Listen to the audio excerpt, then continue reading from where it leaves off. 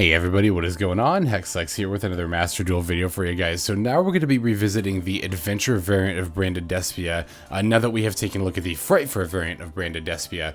Playing that version of the deck has definitely taught me a lot about the kind of archetype as a whole, and I'm really glad once again that everyone chimed in the comments there of like, hey, there's actually this other variant that's also like equally viable.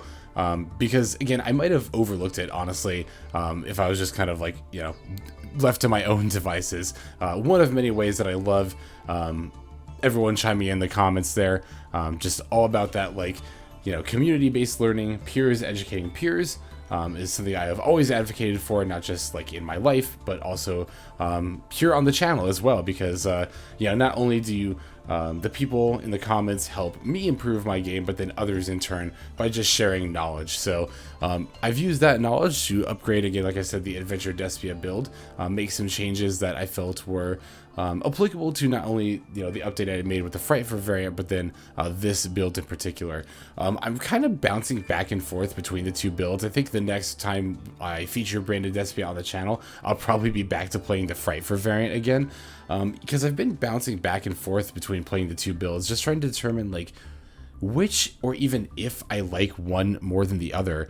It's honestly a really interesting, you know, because I've played different variants of, you know, decks before on the channel, like particularly, and I think of Virtual World, right? We've played like, you know, Standard Virtual World, we played Punk Virtual World, we played Adventure Virtual Worlds, but like this is kind of the first time we've played two variants at the same time where I feel right now I kind of feel they're equally viable. Like I think they're both valid builds. And I almost dare say they're like equally viable, honestly, because they both definitely have pros and cons when compared to one another. But those pros and cons honestly feel very comparable in and of themselves, right? You know, the main difference obviously being that the Adventure variant, by nature of, you know, throwing down the Wandering Gryphon Rider, does offer your combo protection that the Frightful variant does not have. That said, because you're using resources to put down combo protection and not, you know, using extenders like the Frightful engine, then, you know, obviously then you can't extend to ending on like the extra banish with Mirrorjade, and also a Masquerade / Dragostepelia at the end of your first turn, in addition to the Mirrorjade. So it's kind of just like that trade-off, and that trade-off feels very equitable from both sides. Like it feels fair. It just feels like a very fair exchange. Honestly, Branded Despia as a whole feels like a very fair tier 1 deck. I always compared decks to Tri-Brigade Zodiac because that was, you know, still is honestly probably my favorite deck that I've ever played in Master Duel. I do still need to get to the Tri-Brigade Zodiac branded variant, or maybe not, it might not have Zodiacs. You know what I mean though, the branded Tri-Brigade.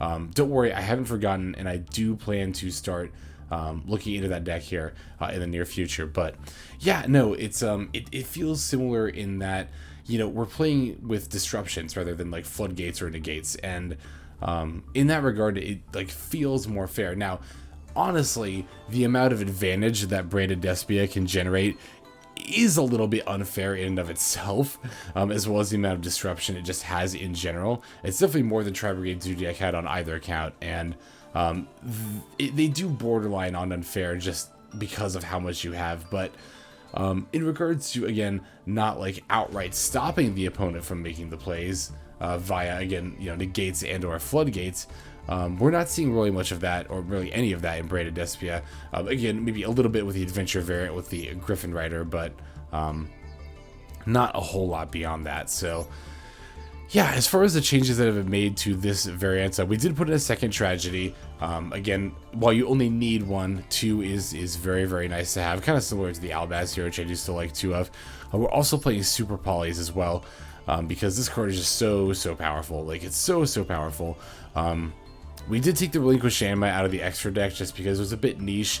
Wanted another Super Poly target, so I put in a Starving Venom Fusion Dragon as well.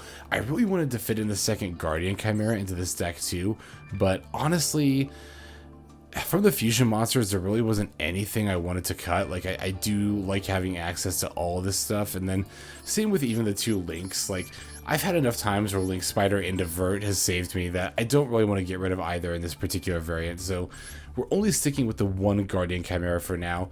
I guess I'm kind of opting to play Starving Venom in that slot instead, but again, I like having the Starving Venom for the Super Polys here. If I wasn't playing Super Poly, then I think it'd be a pretty easy cut of Starving Venom, you know, take that out for the second Guardian Chimera, but specifically because I'm playing the 2 Polys, definitely like having access to the Starving Venom here. Let's see here. What did we take out of the build? I'm trying to remember. We definitely took out the Feather Duster. I would like to put that back in. I might even go to 41 cards just to play it, because I do really like having that you know, spell trap removal access. There's not really a whole lot of outs to floodgates in this deck beyond that, so I would like to include that, except maybe like Dracoback, but would like to include that. I'd like to include, I would love to have like at least 1 if not 2 droplets in this deck, but that would definitely be pushing the deck above 40 cards if I was going to make room for that. Honestly, beyond that, I really do like this build. I like having these 40 cards in particular. It's been feeling pretty good. And, you know, that said, as always, as ever, if you have any suggestions for the build, feel free to leave them in those comments. I would love to hear from you there. So let's go ahead and break the build down card by card so we all know what's in the deck, and then we'll go ahead and take a look at some games. So we are playing 1 Effect Veiler, 1 Despian Comedy, 2 Despian Tragedy, 3 Maxx, 3 Ash Blossom and Joyous Spring, 2 Water Enchantress of the Temple, 2 Fallen of Albaz, 3 Aluber the Jester of Despia, 1 Wandering Gryphon Rider, 1 Ad Libitum of Despia, 1 Nibiru the Primal Being, 1 Foolish Burial, 2 Rite of Aramesir, 3 Branded Fusion, 1 Dracoback the Rideable Dragon, 1 Fateful Adventure, 2 Super Polymerization, 2 Called by the Grave, 1 Crossout Desginator, 3 Branded Opening, 2 Branded in Red, and then 2 Infinite Impermanence. Oh, that's one of the things we cut, was one of the 3 Imperms. In the second Veiler, we just cut down on those to make room for, again, like the Super Polys. That's what I was trying to remember. In any case here, the extra deck is going to be 1 Starving Venom Fusion Dragon, 1 Predaplant Dragostepelia, 1 Titanklad the Ash Dragon, 2 Albion the Branded Dragon, 1 Despian Quaretits, 2 Masquerade the Blazing Dragon, 2 Mirrorjade the Iceblade Dragon, 2 Lubellion the Searing Dragon, 1 Guardian Chimera, 1 Link Spider, and 1 Predaplant Vert Anaconda.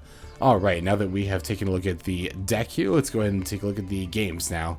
Alright, this first game is going to be against the mirror match. Well, not the direct mirror, it's against a Fright for a variant.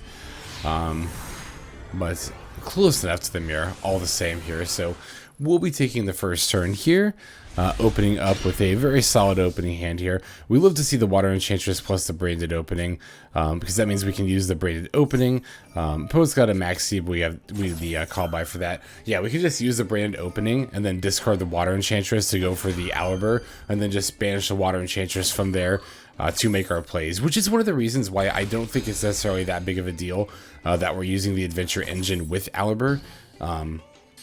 You know, obviously if you open like Water Enchantress and Aluber, then you do have to make that call of, do I want to set up the Adventure Engine, or do I want to try to, you know, get this Aluber to resolve?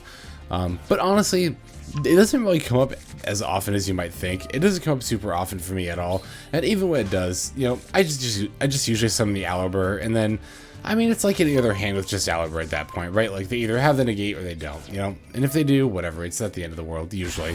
But in this case here with Branded Opening, again, the Adventure Engine is particularly good when you open it with the Water Enchantress, because then you just get your full setup, right? And here we're even seeing like the prime example of why I like to have the Gryphon Rider, the Adventure Engine as a whole, in this deck, because we can take out the disruptions like the Ash on the Branded Fusion. We love to see that Ash getting negated, so now the opponent's starting, like, that's the other reason too why it's nice having the Adventure Engine, is because like when your opponent's floodgates are getting, or not floodgates, hand traps are getting negated, not only are they, like, you know, not stopping you from making your plays, they're starting off with much less resources to then fight against your board. Like, my opponent's only going to have 4 cards after they draw for turn, moving into their turn, and between the disruption I'm going to have with the Mirrorjade, and the Guardian Chimera setup as a whole, like, I'm going to be more than good here. Plus I've got an Imperm here, plus I've also got the Adventure token with the Dracoback, which does threaten its own form of disruption into my next turn. So Yeah, definitely the perks of the adventure engine there we're seeing in this game. So opponent's going to lead with the patchwork here. That's totally fine. Don't have an issue with that. Searching up the poly and the edgem chain. Looks like they're then going to flop the polymerization down, fusing it with the Dramaturge of Despia. Going for Masquerade. I'm totally fine with the Masquerade there. This Dramaturge, on the other hand, I'm a little bit concerned with. I don't necessarily want it to be around when I'm trying to, summon stuff and, having it get negated. Plus having 3,000 attack. I'm sure my Guardian Chimera will be able to withstand it, but the Mirrorjade won't necessarily. So I'll just go ahead and use Guardian Chimera to destroy this Dramaturge. And I want to chain link to the summon of Dramaturge. That way the fusion summon of Guardian Chimera doesn't happen while Dramaturge is on the field, thus allowing it to negate one of my monster's effects here.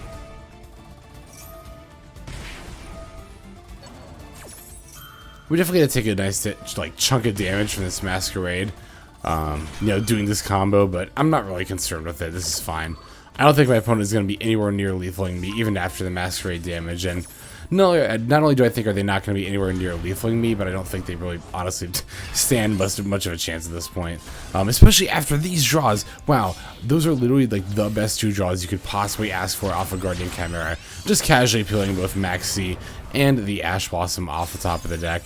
I maybe should have considered flopping the Maxx down sooner, but hey, better to, do it later than never. And then, yeah, they conceded at that point. If only they knew that I also got the Ash Blossom. Like, what a ridiculous set of draws off that Guardian Chimera there.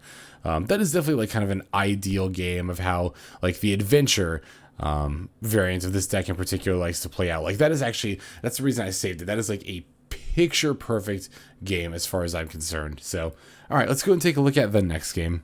Alright, this next duel here is going to be another quote-unquote mirror match. It's not a full mirror once again, though. Not a Fright for variant either, however. This is a pure variant, so it's not playing the Fright for or the adventure engine. It's just playing more Despia / Albaz cards, which I respect. I definitely respect the dedication to the craft there. So I am going to take the first turn here. Going to use the Rite of Aramesir. We can even use the Fateful Adventure here to get the Gryphon Rider and then send the Despian Tragedy, actually. Now, of course, because we use the Rite of Aramesir, I'm not going to be able to normal summon this Aluber and get its effect, but we do at least have the setup for the next turn. So that is, I guess, one kind of perk of running the adventure engine, if you want to look at it that way, is that it can unbrick Despian Tragedy in that specific regard. Nice to have access to that, given that we're not using the relinquished anima, which we would use beforehand, as far as unbricking the opening with just Despian Tragedy. So, yeah, the lead by imperming the Gryphon Rider, that's going to have to be fine. Obviously, I don't want to... I'd rather have the 2800 defense out if it's negated than just shuffling it back for no reason. So, I'm going to imperm the Aluber here. Just going to kind of have to hope they don't have the Crossout. They don't. They actually have the Despian Comedy, which, I mean, obviously, I would still be hopeful they don't have that, but... in any case, I do have an effect failure, so I'm going to use that in addition to the imperm.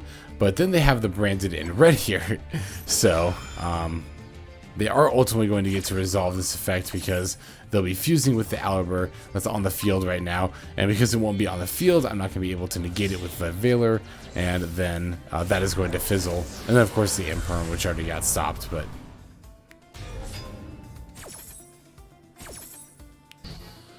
Alright, so they do have a Guardian Chimera here, which is definitely a little bit scary, but only because of its stats. Well, not only because of its stats. For some reason I brain farted and thought it was summoned off Super Poly because I was going to talk about Super Poly. I'm really just hoping they don't destroy my Super Poly here. They don't, they destroy my Gryphon Rider. They do have the Feather Duster to follow up with the Super Poly, against the Super Poly though, so... I'm definitely going to have to use it here, but now that my opponent's got two monsters, including a fusion monster on board, I can just use both my opponent's stuff to summon the Dragostepelia, so Super Poly definitely putting its work in this game here. I'm definitely glad that I put it in the deck there. Opponent does have a branded fusion, but I do have the Dragostepelia for whatever comes down, unless it's a Titanklad, which I definitely was not expecting. I thought my opponent was going to go for Lubellion, but I guess they figured that, I could just Dragostepelia and negate that, so... they decided to go for the Titanklad. Getting rid of my adventure token makes sense because, that's obviously what would get rid of the Titanklad during their or during my next turn. So gonna summon this Aluber. My opponent actually has Ash Blossom as their last card. Definitely not good for me because obviously I wanted to go for a branded fusion here and then start setting up some plays, and then now I'm not gonna be able to do that. Unless I go into good old Vert Anaconda and then use that to set up the branded fusion, which of course, as you can see, I am in fact going to do here. Until they activate the Noble, or not until they activate the Crossout Desginator. That's what I thought for a second here where they flipped this, but then I realized, like, no, wait, I'm not actually activating branded fusion. I'm just, you know, using the effect of Vert Anaconda as though it were the effect of branded fusion. You know what I mean? So, yeah, the Crossout Desginator actually doesn't do anything here. We still get to summon down the Mirrorjade, and I'll use that to banish the Titanklad before battling into my opponent. Now I'm looking really good moving forward. I've got advantage in the fact that I have the only monster on board, the only board presence, also in the form of Branded in red, and I've even got an Ash Blossom, which will stop a good amount of things my opponent could feasibly even try to do to mount a comeback here. In phase, I'll flip up Branded in red, adding the Aluber. Not going to bother summoning it though. I'll just go ahead and normal summon it during my turn here. I actually should have summoned it now that I think about it. Yeah, but it's not that big of a deal either way, honestly. Opponent's last card here is in fact another Ash Blossom, but fortunately I do have plenty of plays in my graveyard as well as in my hand. I could have just branded opening for you know, some amount of plays, but yeah, I'll use the Despian Tragedy to set up the branded fusion here, and the opponent obviously realizes that is going to be GG lethal right there. So alright, let's go and take a look at the next one. Alright, we have, for the third time in a row, another mirror match. Although this is actually going to be playing against another pure branded Despia deck. This one, once again, is not running either the Adventure or Fright for Engine. It's just running more just tech, as well as more Despia / Albaz cards. So we get the first turn here. It's actually a great second turn hand, to be totally honest, but you know, we'll still take it as a first turn hand as well. I'm gonna try to use the branded fusion, but my opponent does have the Ash Blossom. I don't have a response to it this time, so unfortunately just gonna have to let it resolve here, and then pass back to the opponent. At least we do have the Maxx and the Ash in hand to survive through their turn. I'm gonna lead with the Desires here. I'm definitely gonna Ash this. Don't want them to get any more draws. Don't need any more gas in their hand, for sure. And I'm really glad I did so, because all they have now is a set card and then a pass. So that means their hand must not be too great, which means it's fine if my hand is, like, you know, ever so slightly lackluster here. But gonna lead with the Water Enchantress to get the token. Make sure that my Omni Negate for my Gryphon is online, and then I'll summon the Albaz here. Using that, I can then equip the, or no, sorry, add the equip spell of Dracoback to my hand. Jeez, if I can talk here. And of course, we'll equip that to the Adventure token. I can then use the Dracoback effect to bounce back that back row. Then I can special Water Enchantress. Then from here, I can now link the Enchantress and the Albaz to go into Vert Anaconda and then start doing my branded fusion stuff.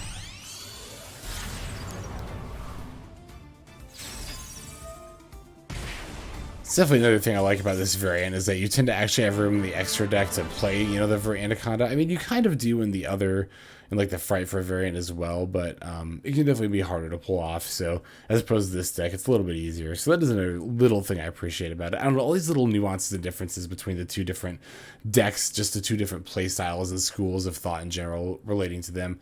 I just find it fascinating. Again, I really do. But all right, let's go and take a look at the next game. Alrighty, next duel here is going to be against a 60-card Pendulum deck. Definitely love to see that. It didn't seem to be locked to any one particular archetype. It just seemed very Pendulum-y. So, I don't know. In any case here, this hand is like, it's alright. We'll have to see if this Aluber resolves to really determine how good it is. And it does resolve, so that's definitely nice there. Gonna then throw down the Branded Fusion, sending Albaz and the Despian Tragedy as usual to summon the Lubellion, the Searing Dragon. Then from here, you know, at this point we use the Tragedy effect to switch up the Ad Libitum. The Lubellion effect will, we discard the extra Maxx in order to make it fuse with the Albaz in our graveyard to then make the Mirrorjade. I'm just kind of explaining the combo, I guess, at this point for anyone who isn't super familiar. We can then use Mirrorjade's effect to banish that spare Aluber on our field by sending Albion. That's important because then during the end phase, Albion is going to let us set Branded in red from the deck to the graveyard, as I'm conveniently lined up there, because it happened as I was explaining it. So that's going to afford us an opportunity to respond to our opponent's plays, obviously, but also is just having access to the Branded in red in general is very, very good. Like, if you open it, it's definitely not a bad idea to use it on turn 1. It's not something where you, like, can only use it, you know, as part of this combo. Like, you know, it's definitely just a very, very good card in general. Alright, so at this point with these spell cards coming down, I'm definitely going to flip up the Branded red, go for the card Guardian Chimera, and I'm particularly looking to pop this, what is their name? Oops, here it is, the Servant of Endymion. Definitely going to go ahead and pop that because I don't need my opponent bringing stuff out from the deck here. Not on my watch, not if I can help it. And then, yeah, they just concede at that point because I think at this point they realize that, like, oh, I'm just going to go ahead and pop their Servant. They probably don't have many more spell cards to get more spell counters out. And then from there, it's just like, yeah, it's going to be pretty rough for them to try to recover from that, I guess.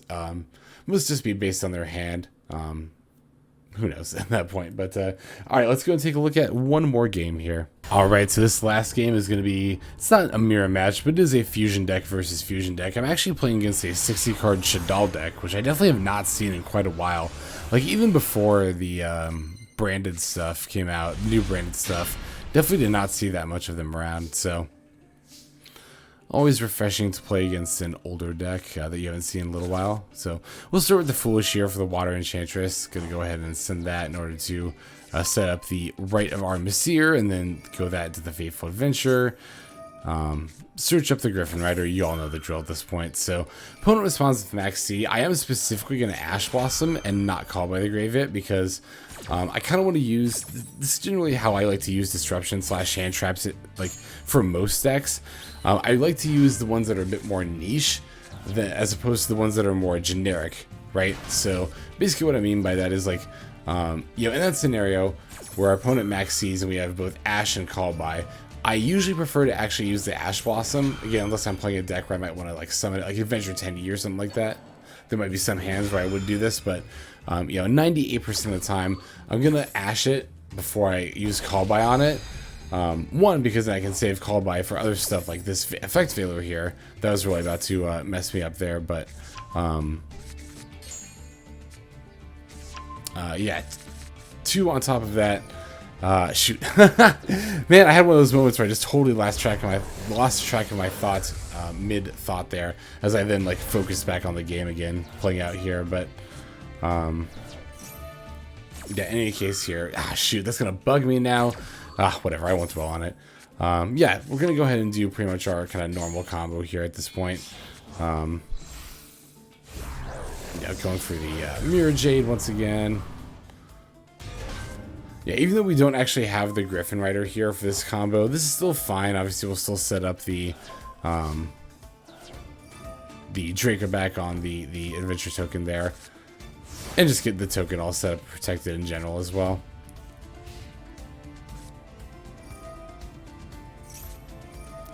Alright, got a Shadal Fusion coming down. I'm actually just going to flip up the Branded red in response, just because I don't know what my opponent's going to make. And I want to have access to the banish from Mirrorjade, like ASAP. So I'm just going to go ahead and make a Guardian Chimera now. Plus I want these draws to see if I draw any disruption, right? So I actually get pretty lucky here, and they don't summon Winda. They summon the El Shadal. I always want to call it Al Capone, but it's Apkalon, right? Right, that's what it looks like anyway. Yeah, no, this card is always kind of like, I always forget about this one. This is the one, like, El Shadal fusion monster that's commonly used anyway, that I'm always like, oh yeah, they do play this. Oh yeah, this card's really annoying. But, yeah, so we'll use the Despian Tragedy to get an Aluber for next turn. Ad Libitum is, of course, going to resurrect our Mirrorjade. From there, we have the Guardian Chimera effect to draw 2 and pop there. Didn't quite get a hand trap, but we did get the Super Poly, so we do have that. It's nice to know.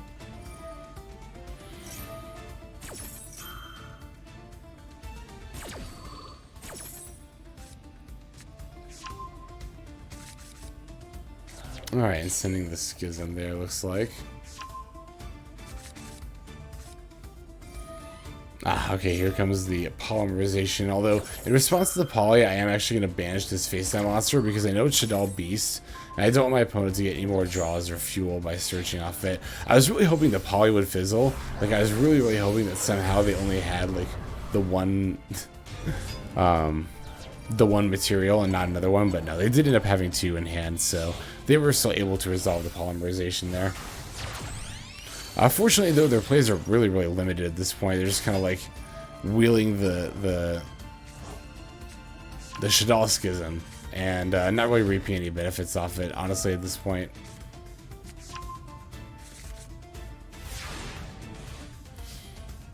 Okay, so yeah, I was gonna say we're gonna draw for turn, probably just slamming down our Branded Fusion, but the opponent just kind of conceded before we even really had a chance to do that, which, you know, again, they were in a fairly precarious situation, so it's definitely pretty easy to see why there. But GG's. So, alright, that is gonna do it for the games. Let's go ahead and move now to the outro. Okay, everybody, I want to thank you very much for watching all the way to the very end, especially to those of you who are, well, sorry, I said that wrong. I want to thank you all who are watching, especially those of you who are watching to the very end like this. That means a lot to me, not only personally, but also as a means of supporting the channel. Also, especially thankful to those who are commenting and subscribing. Comments, as always, as ever, I am totally down to hear from you all about what you think of the build, what you think of the gameplays, what lines you like to play. Those of you who really like the adventure variant, I would love to get your takes on the build and just what you like playing in the build, and how willing are you to go above 40. I feel pretty inclined to stay at 40 with this deck, but at the same time I really want to add like Harpy's Feather Duster and or maybe Droplets or something. So, but if I was going to add those, I would probably end up going to 41 or 42, which isn't that big of a deal, but again, I really like to stay at 40 usually for decks, especially decks like this that rely on opening, and you know, an opener like Aluber or Branded Opening or Branded Fusion, something like that. So yeah, I think that's about all the time I've got for this one. So without further ado, this is Xlax. I'm signing out. Hope you guys have a fantastic day.